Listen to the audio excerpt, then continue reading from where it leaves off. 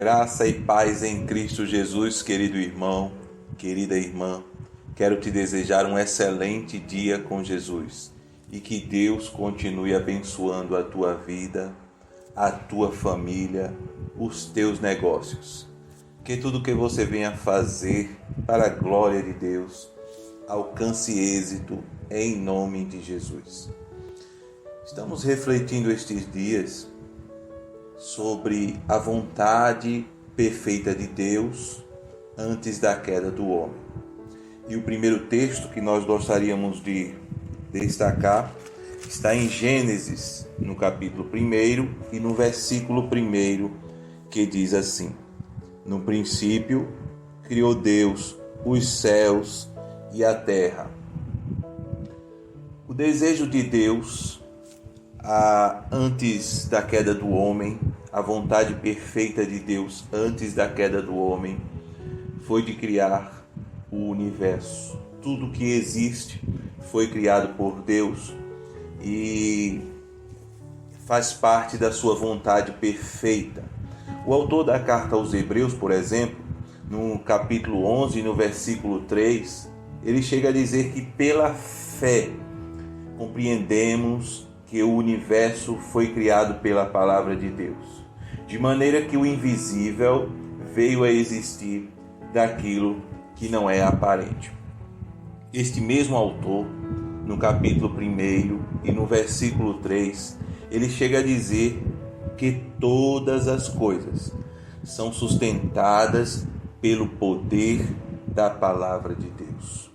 Então, estava no coração de Deus, antes de mais nada, criar o universo, criar todas as coisas.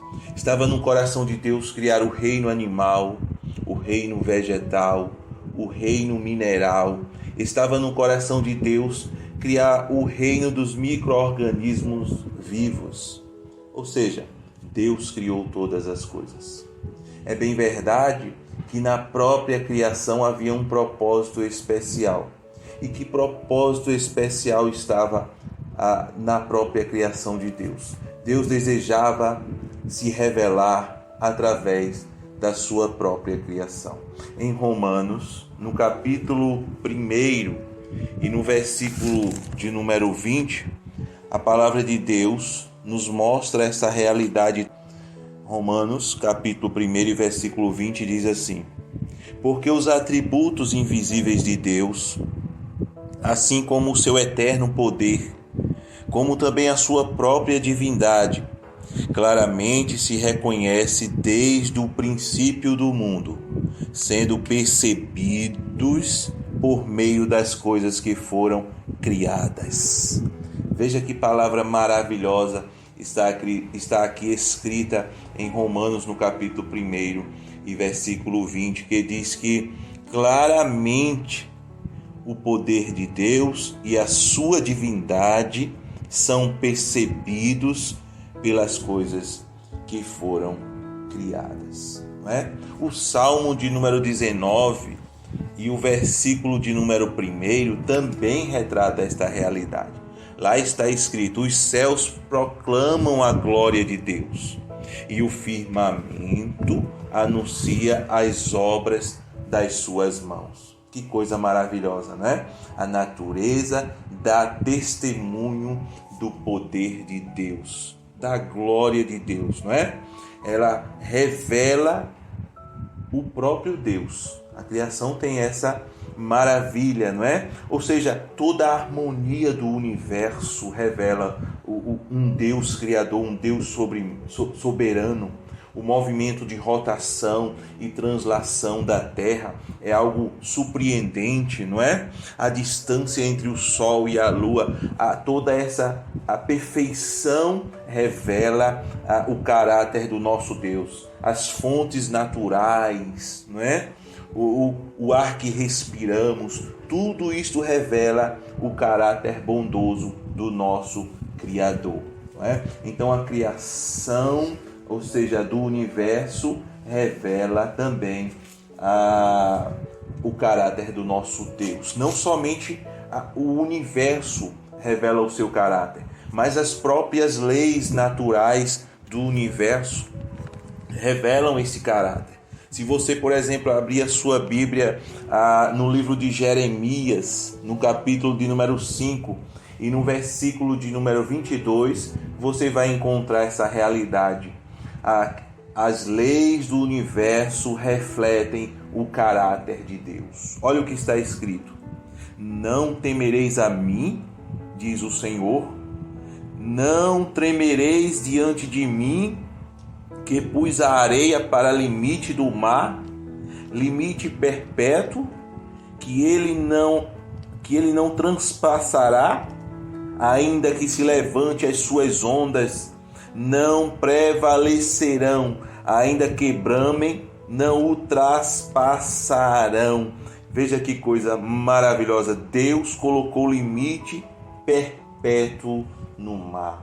Não é? Ou seja, as leis de Deus não mudam, assim como Ele, não é? Assim como as suas leis são invisíveis, não se pegam, não se tocam, não é? Assim é o nosso Deus, transcendente.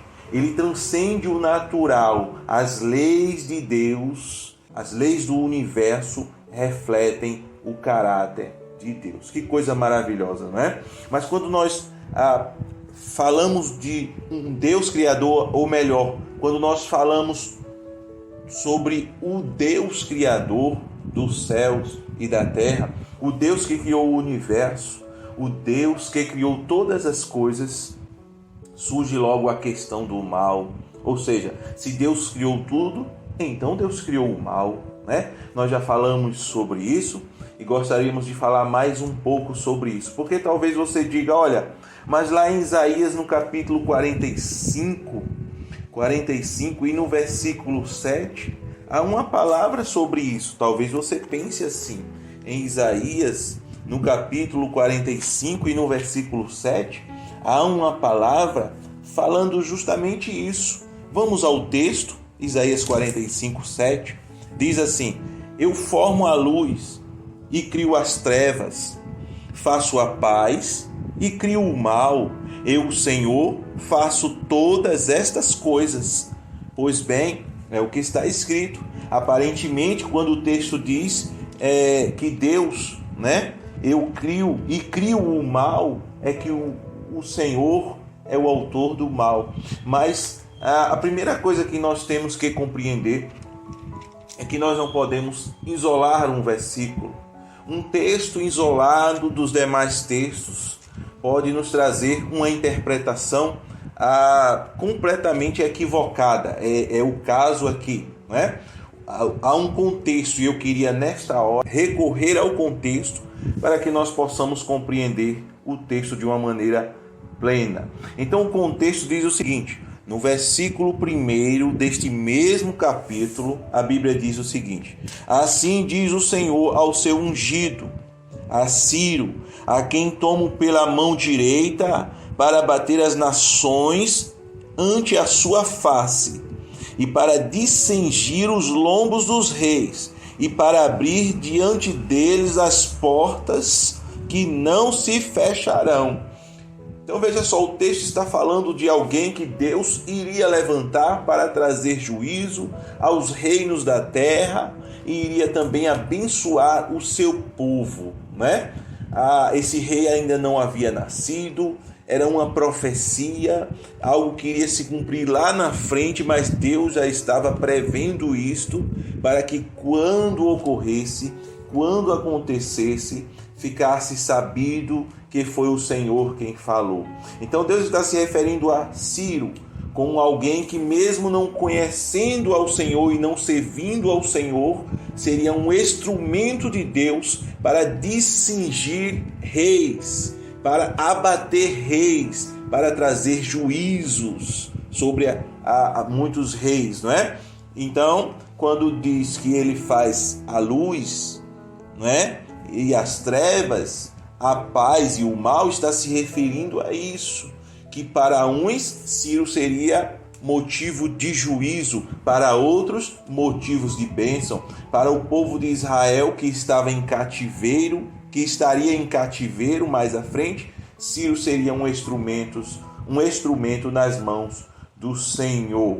Por exemplo, essa profecia se cumpre, não é? Quando nós vamos em Esdras, no capítulo de número 1 e versos de 1 a 3, Esdras, capítulo 1 e versos de 1 a 3, vemos essa profecia se cumprindo. Diz assim: no 1º ano de Ciro, rei da Pérsia, para que se cumprisse a palavra do Senhor por boca de Jeremias, despertou o Senhor o espírito de Ciro, rei da Pérsia, o qual fez passar pregão por todo o seu reino, como também por escrito, dizendo: assim diz Ciro, rei da Pérsia: o Senhor, Deus dos céus, me deu todos os reinos da terra e me encarregou de lhe edificar uma casa em Jerusalém de Judá.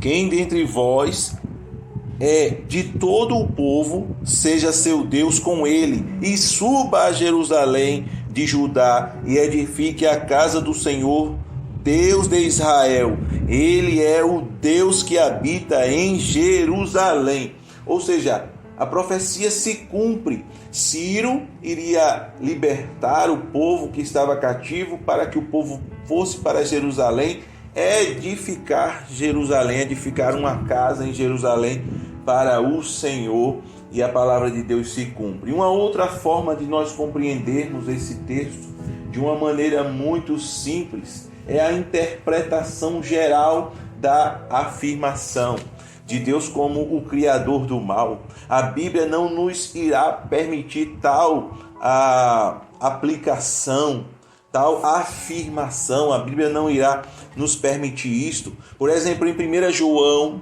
no capítulo 1 e no versículo 5, a Bíblia vai dizer: Deus é luz e nele não há trevas nenhuma. Perceba o que a palavra de Deus diz, 1 João 5, Deus é luz e nele não há trevas nenhuma. Palavra de Deus escrita na revelação máxima de Deus, que é o Novo Testamento. Ainda poderíamos citar também João 8,12, quando Jesus diz aos seus discípulos: eu sou a luz do mundo. Quem me segue não andará em trevas, pelo contrário, terá a luz da vida. Palavras do Senhor Jesus. Eu sou a luz do mundo. Quem me segue não andará em trevas, pelo contrário, terá a luz da vida.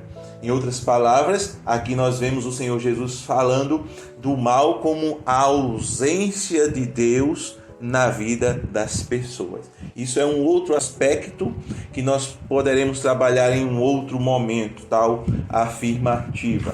Mas também nós encontramos outro texto ainda, e nós gostaríamos de ler na carta de Tiago, capítulo 1, versículo 13. Perceba o que a palavra de Deus diz: ninguém, ao ser tentado, diga: sou tentado por Deus, porque Deus não pode ser tentado pelo mal, e Ele mesmo a ninguém tenta. Ao contrário, cada um é tentado pela sua própria cobiça, quando esta o atrai e o seduz. Então, a cobiça, depois de haver concebido, dá à luz o pecado, e o pecado, uma vez consumado, gera a morte. Aqui está como epígrafe a origem do pecado, né? Falamos sobre isso um pouco em outro vídeo, iremos falar mais à frente ainda sobre isso, mas a Bíblia diz que ninguém, ao ser tentado, diga: de Deus sou tentado, porque Deus não é tentado pelo mal e a ninguém tenta. Então Deus não é o criador do mal, pelo contrário, em Deus está toda a origem do bem. Se nós prosseguirmos aqui o texto, não é? E lermos a partir do versículo 16 desse mesmo capítulo 1 da carta de Tiago, nós vamos ver a palavra de Deus dizendo: não vos enganeis, meus amados irmãos, toda boa dádiva e todo dom perfeito são lá do alto, descendo do Pai das luzes, em quem não pode existir variação ou sombra de mudança. Nele não há variação nem sombra de mudança. Ele é o Pai das luzes. E toda boa dádiva e todo dom perfeito desce lá do alto do Pai das luzes. É o que a palavra de Deus nos diz. Então, de forma alguma, a palavra de Deus a dar espaço para esse tipo de afirmação. Mas aí surge uma outra pergunta.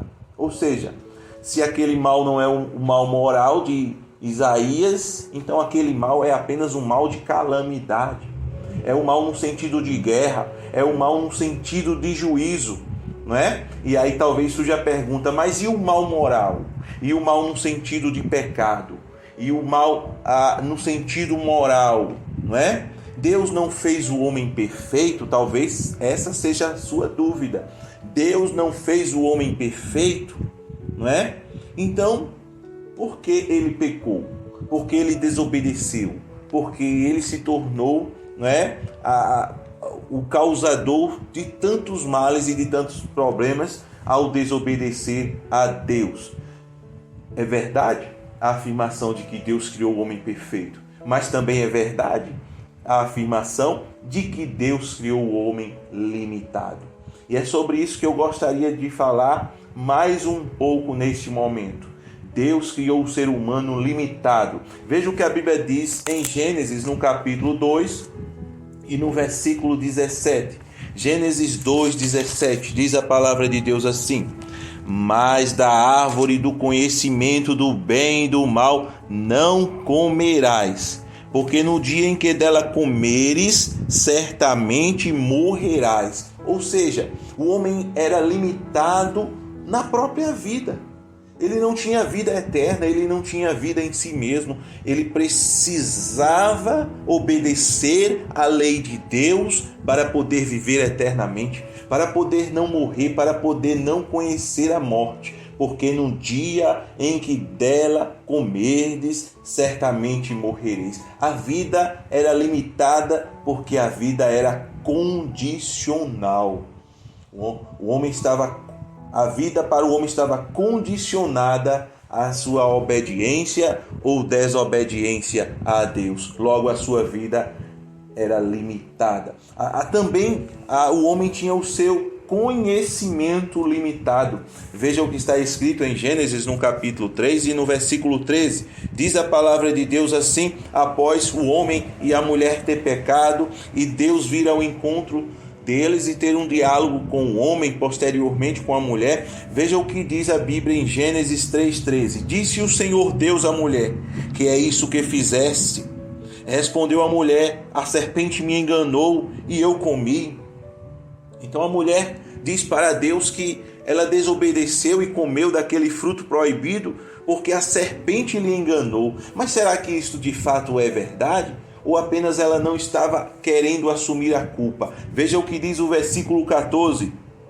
Então o Senhor Deus disse à serpente: visto que isto fizeste, maldita és entre todos os animais domésticos, e o és entre todos os animais selváticos. Então veja o que a Bíblia diz. O próprio Deus ratifica a palavra da mulher dizendo: por que fizeste isto? E ele se referia à serpente que havia enganado a mulher. Por que fizeste isto? Por causa disto que fizeste, maldita serás. Ou seja, Deus pune aquela serpente, Deus pune aquele inimigo por haver feito aquilo justamente que a mulher havia dito, o que? Lhe enganado.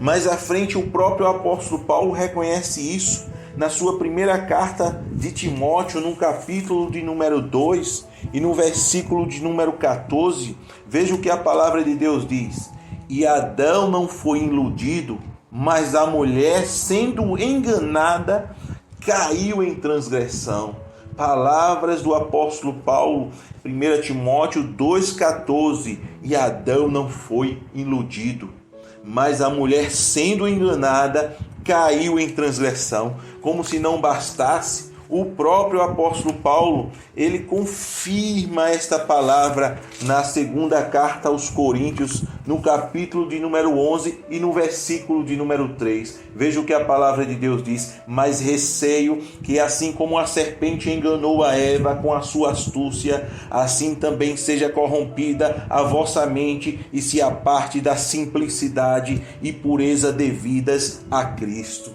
Mais uma vez, o apóstolo se refere àquele fato que houvera ocorrido justamente no momento da queda do homem, da tentação, do engano que a serpente causou sobre o homem e sobre a mulher. Logo, fica claro que o conhecimento daqueles primeiros homens eram limitados, né? Até os anjos em si mesmo. E quando falo anjos, tanto falo aqueles que caíram como aqueles que não caíram. Até o conhecimento dos anjos, dos seres angelicais, são limitados. Veja o que a Bíblia diz sobre a questão do conhecimento dos anjos. 1 Pedro 1:9.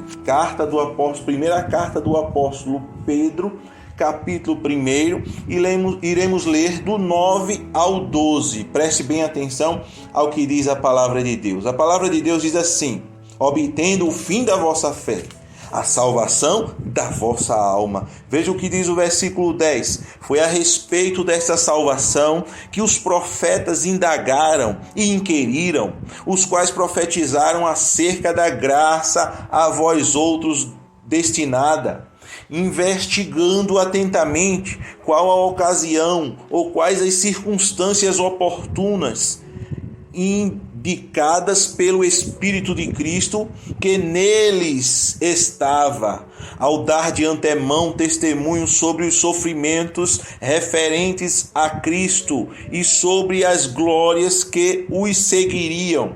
Veja o que diz o versículo 12. A eles foi revelado que não para si mesmos, mas para vós outros, ministravam as coisas que agora vos foram anunciadas por aqueles que, pelo Espírito Santo, enviado do céu, vos pregaram o Evangelho.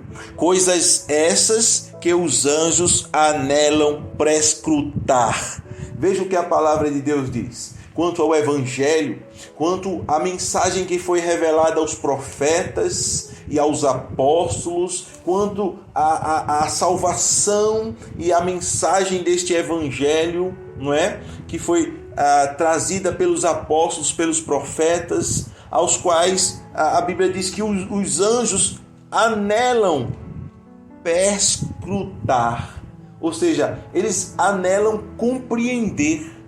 Eles anelam entender esta mensagem. Algumas pessoas, às vezes, despercebidamente, leem esse texto e pensam que os anjos queriam pregar o Evangelho, anunciar o Evangelho. Na verdade, o texto mostra que eles queriam conhecer, justamente compreender este Evangelho, este plano maravilhoso de salvação. E não está só aqui. Em Efésios, também esta palavra se encontra muito clara. Efésios, no capítulo de número 3, a partir do versículo de número 8. Veja o que a Bíblia diz na carta do apóstolo Paulo aos Efésios, no capítulo 3 e no versículo 8. Diz assim: a mim, o menor de todos os santos, me foi dada esta graça, de pregar aos gentios o evangelho das insondáveis riquezas de Cristo. Veja o que diz o versículo 9: e manifestar qual seja a dispensação do mistério desde os séculos, oculto em Deus, que criou todas as coisas. Agora veja o que diz o versículo 10: para que pela igreja a multiforme sabedoria de Deus se torne conhecida agora dos principados e potestades nos lugares celestiais. Veja o que a palavra de Deus está dizendo: para que pela igreja a multiforme graça de Deus se torne conhecida agora. aos principados e potestades nos lugares celestiais. Ou seja, até o conhecimento dos anjos são limitados à vontade de Deus, né?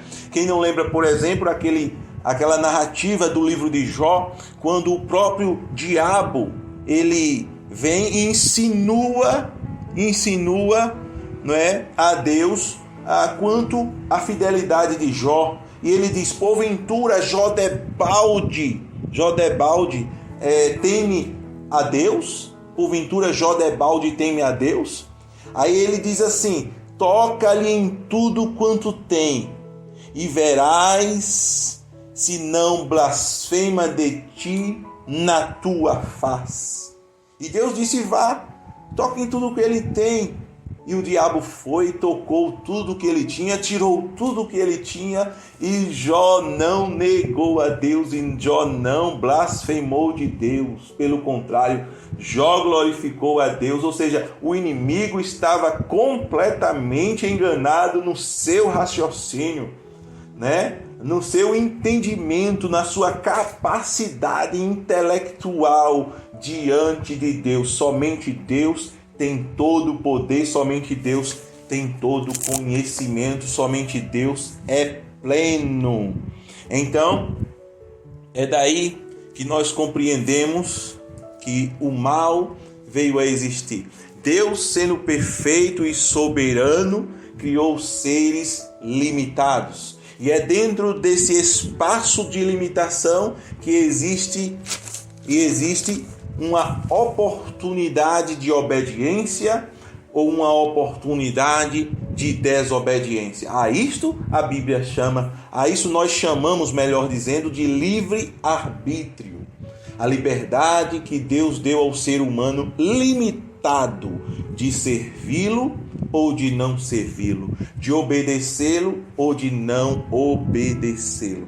É interessante porque essa limitação nos traz uma outra explicação de algo que nós falamos aqui, né? Quanto à questão da diferença entre o que Deus disse e estava registrado, quanto à ordem que ele deu ao homem e à mulher de não comer do fruto que estava no meio do jardim, para o que a mulher disse, ou seja, acrescentou, dizendo que não tocarias, não só não comeria, mas que também não tocarias. Isto a mulher disse, não é? Eu não sei se o amado ouvinte da palavra de Deus lembra do vídeo anterior que fizemos este comentário, mas uma das explicações também apresentada por nós se refere a essa questão da limitação, ou seja, o homem e a mulher eram limitados em seu entendimento e muito provavelmente naquele diálogo do inimigo, não é? Com tantas propostas, com tantas palavras enganadoras, é provável que a mulher passou despercebida dentro daquilo que era a ordem de Deus. Esta é uma possibilidade entre outras que já foi citada também, né? É interessante também, sobre a questão da limitação, olharmos ainda o texto de Gênesis, o capítulo 2 e o versículo 15, que diz assim: tomou, pois, o Senhor Deus ao homem e o colocou no jardim do Éden para o cultivar e o guardar. Deus pegou o homem, colocou o homem no meio do jardim para o cultivar e o guardar. E o que é que Deus estava fazendo? Deus estava dando propósito à vida do homem. A vida do homem naquele jardim sem uma atividade seria uma vida sem propósito. Então a vida do homem também estava limitada no seu propósito. Se Deus criasse o homem e o deixasse à toa no meio do jardim, certamente ele não acharia a sua vida como uma vida de propósito. Ele não compreenderia o propósito da sua vida, o porquê Deus lhe criou. Mas a Bíblia diz que Deus logo colocou o homem no meio do jardim para cultivar o jardim e para guardar o jardim, dando propósito à vida do homem. Assim somos nós, assim sou eu, assim é você. Deus tem um propósito na nossa vida. A outra parte que eu gostaria de também comentar está em Gênesis no capítulo 2 e no versículo 18, que diz assim: disse mais o Senhor Deus: Não é bom que o homem esteja só. Far-lhe-ei uma auxiliadora que lhe seja idônea. Ou seja, o homem também estava limitado em seus relacionamentos. Ele se relacionava com os animais, ele se relacionava com Deus, mas não tinha uma companheira que lhe fosse idônea. E aí Deus criou a mulher, não é? Ampliando esse espaço de relacionamento, não é? Então o homem também, naquele jardim, era limitado no seu relacionamento. E Deus fez com que a mulher existisse para que o homem não fosse tão limitado quanto ele era. Que Deus, pois, nos abençoe nesta hora e até a próxima reflexão, querendo Deus.